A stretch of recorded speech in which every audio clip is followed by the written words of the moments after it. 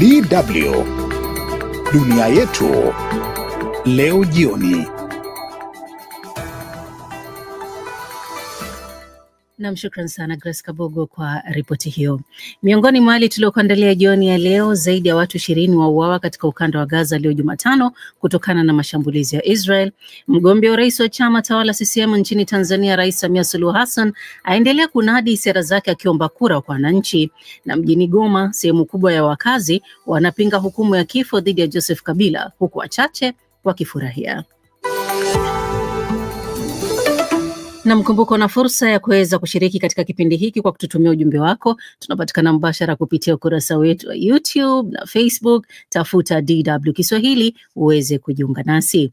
Na moja kwa moja ninaanza na ripoti kwamba zaidi ya watu 20 wameuawa katika ukanda wa Gaza leo Jumatano kutokana na mashambulizi ya Israel. Haya yanaendelea wakati dunia ikiwa na shauku ya kusikia majibu ya wanamgambo wa Hamas kuhusu mpango wa amani uliopendekezwa na Rais wa Marekani Donald Trump. Kwa hayo na mengine mengi kuhusu mzozo wa Mashariki ya Kati, huyu hapa Angela Mdungu. Shirika la habari la Palestina Wafa limearifu kuwa mashambulizi ya leo ya Israel yamewaua watu 23. Miongoni mwa waliouawa walikuwa kwenye shule ya Al-Falah iliyokuwa ikiwahifadhi watu waliolazimika kuyahama makazi yao kutokana na vita. Waathiriwa wengine ni waliouawa wakati walipokuwa wamekusanyika karibu na tenki la maji wakisubiri huduma hiyo magharibi mwa jiji hilo. Mmoja wa Wapalestina walionusurika kuuawa kwenye mashambulizi hayo, Nahes Abu Jarad, amesema hakuna maeneo salama. Kila siku kuna mashambulizi na watu wanauawa. Hakuna siku bila mauaji ya watu 70 au 100. Tunasikia kuhusu mipango ya makubaliano ya kusimamisha vita, lakini tunalala na kuamka tukishuhudia watu wakiuawa. Mashambulizi ya Israel katika ukanda wa Gaza yanaendelea wakati ambapo waziri wa ulinzi Israel Katz ametoa onyo la mwisho akiwataka wakazi wa jiji la Gaza wahame na waelekee kusini. Nalo shirika la Msalaba Mwekundu limelazimika kusitisha shughuli zake katika jiji la Gaza kutokana na jeshi la Israel kuongeza mashambulizi. Kufuatia hatua hiyo, kamati ya kimataifa ya Msalaba Mwekundu imefunga ofisi zake na kuwahamishia wafanyakazi wake kusini mwa Gaza ili kuwahakikishia usalama wao. Aidha, shirika hilo limeonya kuwa maelfu ya watu wanakabiliwa na hali mbaya ya kiutu. Ni wakati msafara wa boti binafsi karibu 40 za wanaharakati zinazopeleka misaada Gaza zikiripoti kuwa zinakaribiwa na meli za kijeshi muda mfupi kabla hazijafika mwisho wa safari yao. Haya yanaendelea huku wanamgambo wa kundi la Hamas wakitarajiwa kutoa uamuzi kuhusu pendekezo lililotolewa na Rais wa Marekani Donald Trump kuhusu mpango wa amani ukanda wa Gaza. Makundi mengine ya wanamgambo ya Palestina hata hivyo yameshalikataa pendekezo hilo. Jana Jumanne, Trump alilipa kundi la Hamas siku 3 au 4 kutoa majibu juu ya mapendekezo yake. Kundi hilo linakabiliwa na shinikizo la kijeshi kutokana na mashambulizi ya Israel yanayoendelea kaskazini mwa Gaza.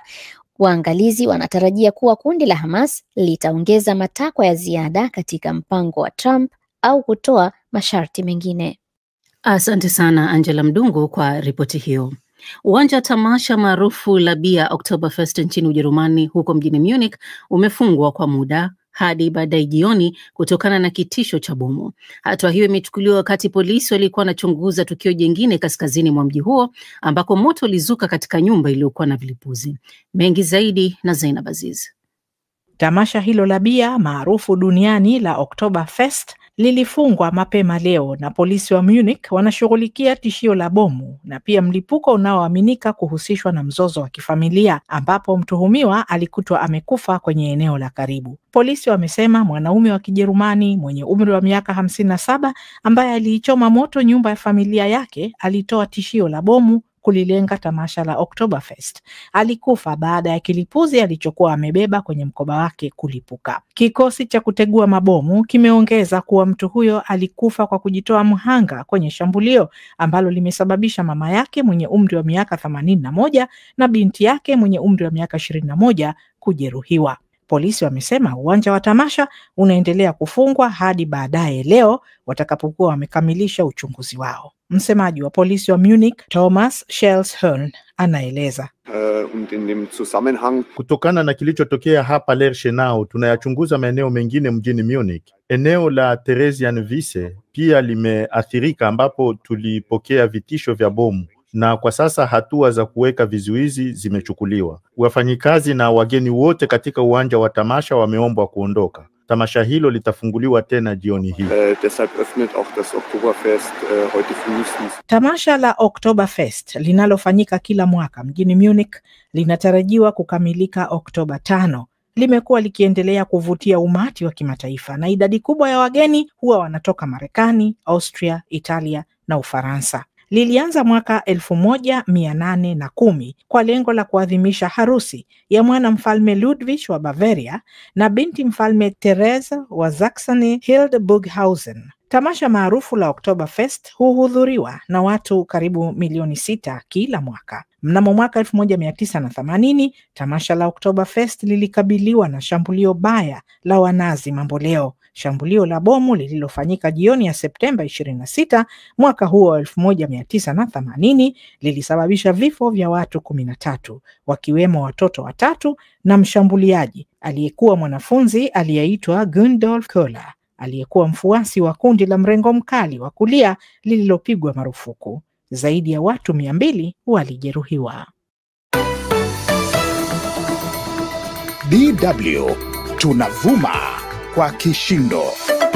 Bila shaka tunavuma kwa kishindo. Tunapozidi kusonga mbele ni kwamba mgombea wa rais wa chama tawala CCM nchini Tanzania, ambaye pia ni rais wa taifa hilo la Afrika Mashariki, Samia Suluhu Hassan, anaendelea kunadi sera zake akiomba kura kwa wananchi.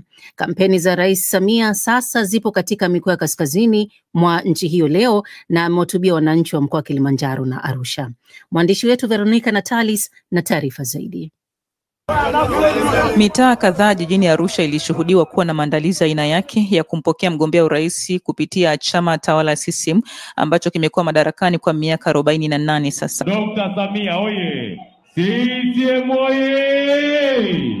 Mgombea urais kupitia chama hicho ambaye pia ndio rais wa Jamhuri ya Muungano wa Tanzania, Samia Suluhu Hassan, leo amehutubia maeneo mbalimbali ya majimbo ya uchaguzi mkoani Arusha, akiwanadi wagombea udiwani, ubunge pamoja na nafasi yake ya kugombea urais.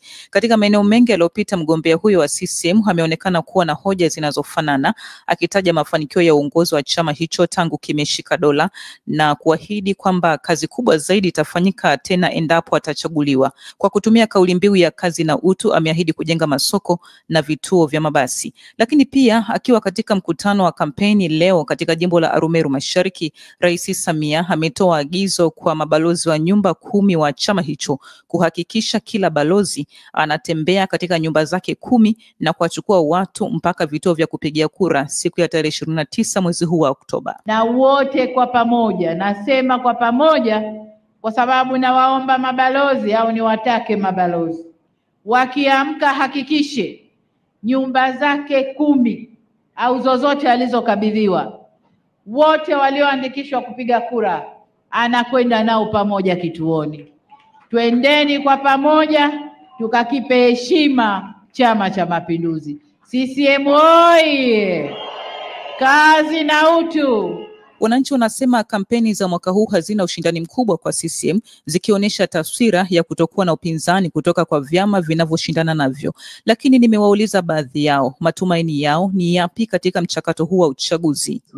Miundombinu mikubwa anatekeleza mijini, lakini vijijini asahau. Unakuta mjini anatengeneza barabara za juu sawa, lakini vijijini tunalia bado, mama anahangaika na ndoo ya maji kichwani. Mimi kama mimi nishapiga sana kura. Mwisho siku naona kama kwenda kujiunguza, najua kazi ya bure, kumtafutia mtu ugali, kumtafutia mtu nini, alafu mimi mwenyewe na shida ipo pale pale, njaa. Kwa hiyo mimi kiujumla siwezi kupiga kura. Tujitokeze kwa wingi, wakina mama wenzangu, wakina baba, vijana. Rais Samia aliingia madarakani mwezi Machi mwaka 2021 baada ya kifo cha ghafla cha aliyekuwa rais wa nchi hiyo John Pombe Magufuli, na anaweka historia ya kuwa mwanamke wa kwanza kuwania kiti cha urais kupitia chama hicho. Veronica Natalis, DW, Arusha. Asante sana Veronica Natalis kwa ripoti hiyo. Mahakama ya kijeshi katika Jamhuri ya Kidemokrasia ya Kongo imemhukumu kifo rais wa zamani Joseph Kabila kwa kosa la usaliti